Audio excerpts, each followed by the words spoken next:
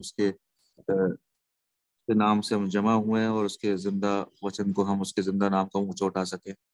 और ये आज का जो वचन है वो पाया जाता है मत्ती उसका 5वां अध्याय और उसकी 13वीं आयत में, जहाँ यीशु मसीह हमसे ये कह रहा है कि तुम पृथ्वी के नमक हो।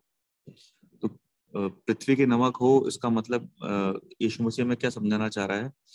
ऐसा उसने नमक नमक ही क्यों बोला उसने, और कोई ऐसा इंग्रेडिएंट या ऐसा और कोई ऐसा मसाला क्यों नहीं बोला उसने? क्योंकि नमक को अगर देखें तो नमक जो है वो क्वालिटीज से भरा हुआ है। और नमक के अंदर बहुत सारी क्वालिटीज है और वही हम उसमें से कुछ चीजें डिस्कस करने वाले हैं।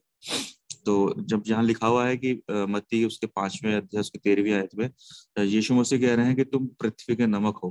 तो पहले हम देखते हैं कि जो नमक का जो प्रोसेस है, ये नमक कैसे बनाया जाता है। ये नमक आप सबको पता है कि जो समुद्र का पानी होता है जो कि बहुत ज्यादा नमकीन होता है, बहुत सॉल्टी होता है, उसको एक जगह पर इकट्ठा किया जाता है और वो इवेपोरेट होता है सूरज की गर्मी से, और एक तरफ सैंड मतलब मिट्टी और नमक मिलावट के साथ रह जाते हैं।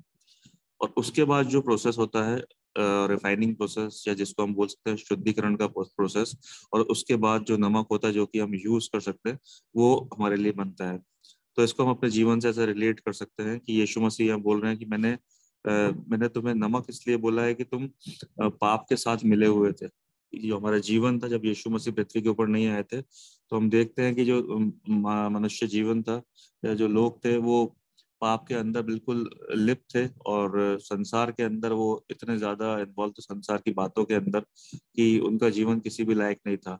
उनका शुद्धिकरण करा यीशु ने अपना लहू बहा के। और जब हम पाप में थे और यीशु इस पृथ्वी के ऊपर आए, और तो उसने हमारा जीवन ऐसा बनाया कि हम किसी लायक हो जाएं, क्योंकि इससे पहले हमारा जीवन किसी भी लायक नहीं था। ऐसा हम बोल सकते हैं कि यीशु ने हमारा शुद्धिकरण किया अपने लहू बहाने के द्वारा, हमें पवित्र किया और हमारे पापों को उसने क्षमा किया है। और उसने यही नहीं करा कि हमारे पापों को क्षमा किया, उसने हमें अपना बेटा बना लिया। तो इसलिए हमारा शुद्धिकरण यीशु के लहू बहाने के कारण हुआ है। तो जैसा नमक का को शुद्ध किया जाता है, उसका रिफाइनिंग प्रोसेस होता है, यीशु ने भी एक प्रोसेस किया कि उसने अपना लहू बहाया, उसने हमें अपना बेटा बनाया, ताकि हम क्या हो जाए, हम उसके उसका बेटा और बेटी बन जाए।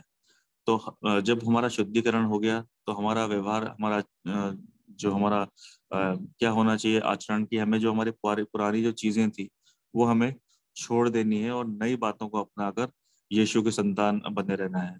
तो ये एक इसका शुद्धिकरण का प्रोसेस होता है। और उसके बाद में नमक जैसे इस्तेमाल किया जाता है, वैसे ही हमारा जो जीवन है, अगर हमने यीशु मसीह को ग्रहण कर लिया है तो हमें अपनी पुरानी पूरी बातों को छोड़ना है और अपना जीवन यीशु को देना है, और ये यीशु के चेले बन के, यीशु का बेटा बेटी बन के हमें अपना जीवन व्यतीत करना है।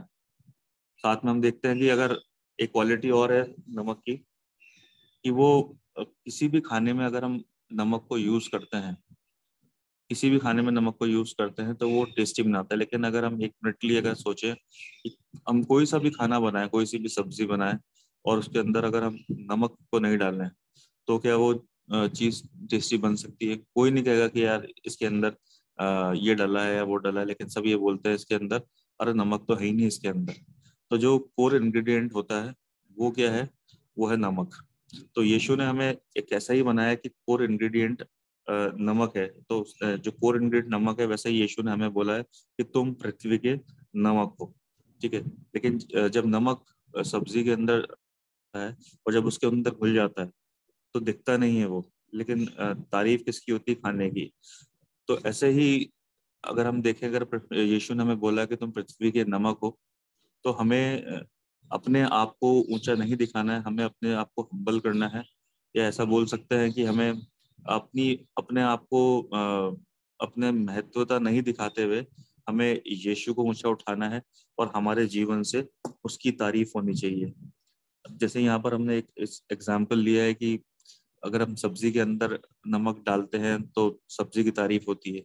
वैसे ही अगर हमने अपने जीवन के अंदर यीशु को ग्रहण कर लिया है, तो हमारे जीवन से केवल यीशु की ही तारीफ होनी चाहिए। हमारे जीवन से यीशु झलकना चाहिए।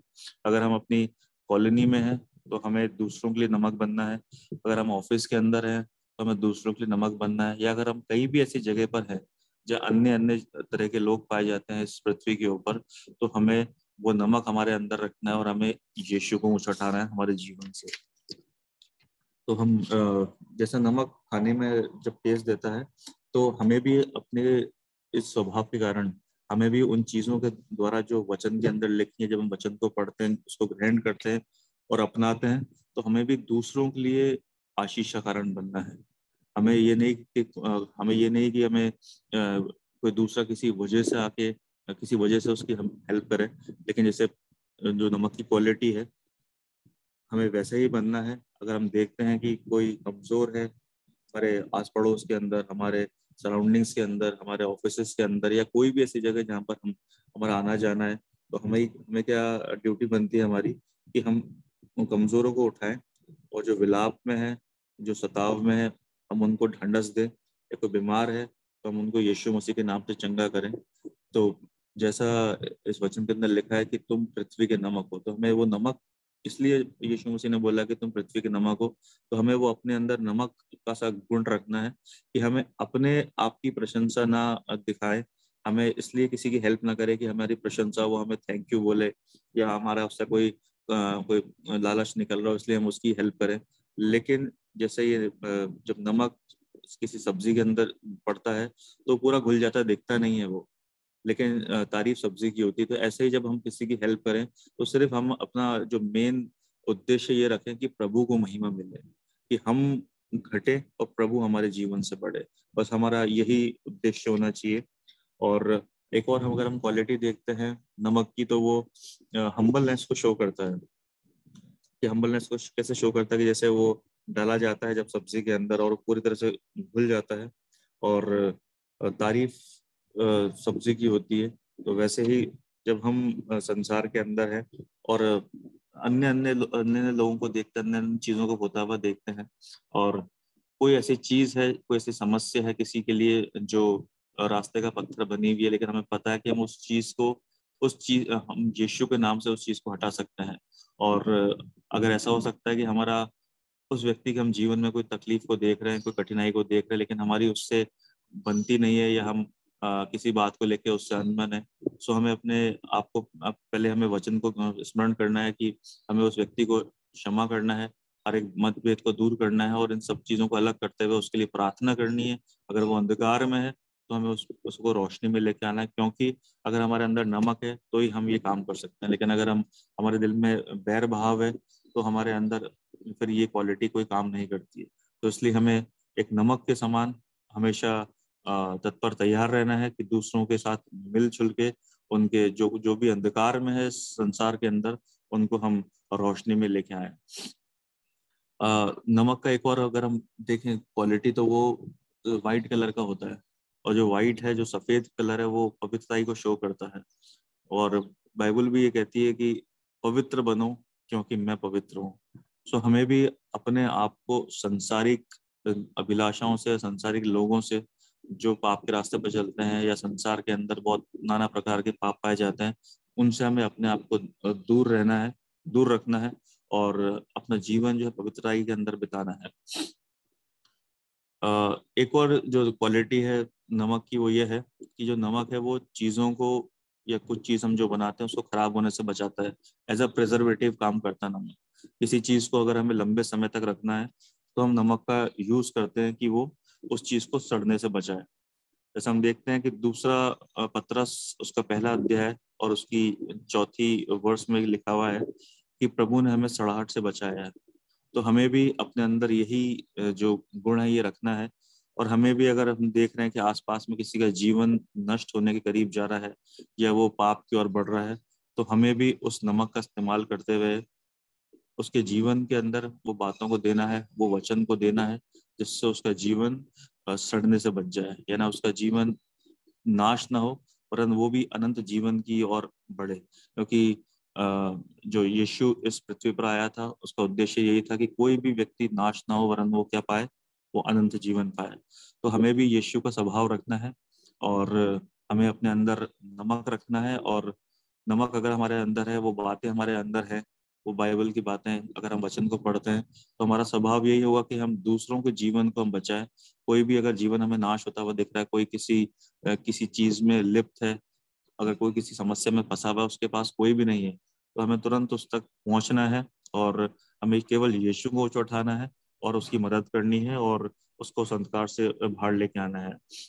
कोई अगर किसी बीमारी में है, समस्याओं में लिप्त है, वो उसको ये नहीं समझ में आ रहा कि मुझे कैसे यहाँ से बाहर निकलना है, तो तुरंत हमें वचन के द्वारा उसको ढांढस देना है और उसके जीवन को हमें बचाना है।